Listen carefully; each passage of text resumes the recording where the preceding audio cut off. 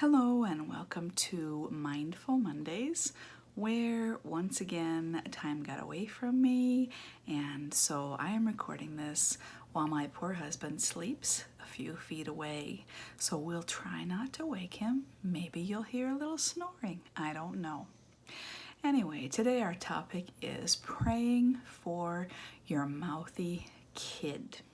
While we can sometimes, in a moment, be amused by out-of-pocket things that our kids say, in general, most parents, grandparents, guardians, and other people who are invested in a kid's life are generally not thrilled by mouthiness. We don't want our kids to be rude.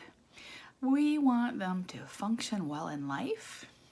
We want them to be able to play well with others in a way that leads to stable, long-term relationships and steady employment when they're adults someday. And most of us aren't thrilled by what we perceive as disrespect from kids, right? So it could be just a first instinct to pray, Lord, please help my kid not to be a mouthy little so-and-so. And that might not be a bad prayer, but here are a few suggestions of other things to consider while you're deciding what to pray for the mouthy kid in your life. Is the mouthiness part of the natural developmental process? There are points along the way as children are growing up where they work on separating from their parents and other authority figures in their life, and some of that can look like mouthiness.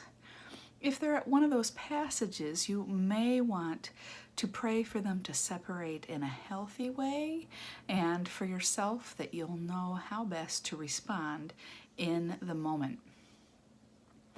Is the mouthiness part of a strong personality? Bear in mind that in the long run, that personality could well work in the child's favor.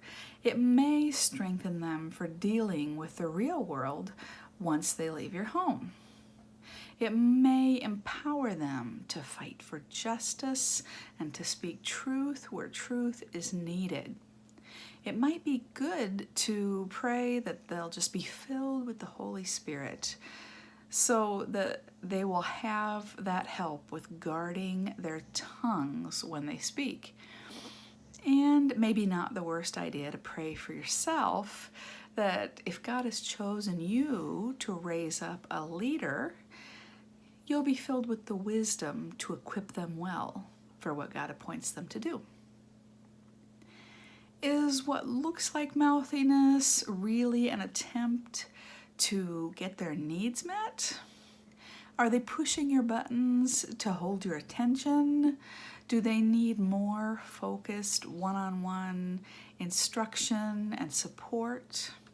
Could they be secretly in crisis and not able to communicate that to you? Maybe pray for their ability to communicate clearly, and pray for a raise in your own level of discernment and insight in the moment. Are they following your example? Sometimes we fail to connect the dots where our kids are just watching us and following suit. How do they see you talking to other people? How do they see you talking about other people who aren't around? What attitudes are they picking up by being around you, within earshot of you, within eyeshot of you on a daily basis? Sometimes the prayer we need is for help in choosing well, for changing our own habits and our own attitudes and modeling well for our kids. Are they being influenced by friends? You might want to pray that your child will be an influencer and not a follower. And you might need to pray for yourself that you'll know how to wisely and lovingly direct them to healthier friends.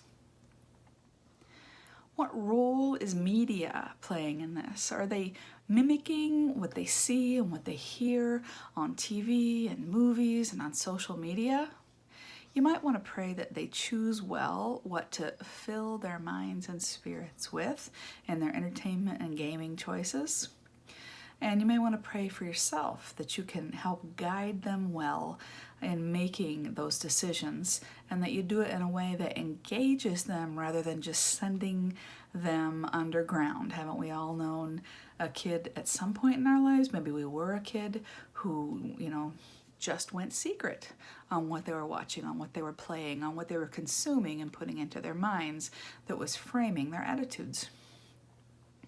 Also, not a prayer point on this, but there is some powerful internet filter software called Circle out there that can help you as you're guiding your child on the use of internet and such. I'll put a link to that in the notes below. And in the end, there probably is almost always room to pray that your child will grow up to show proper and appropriate respect to others.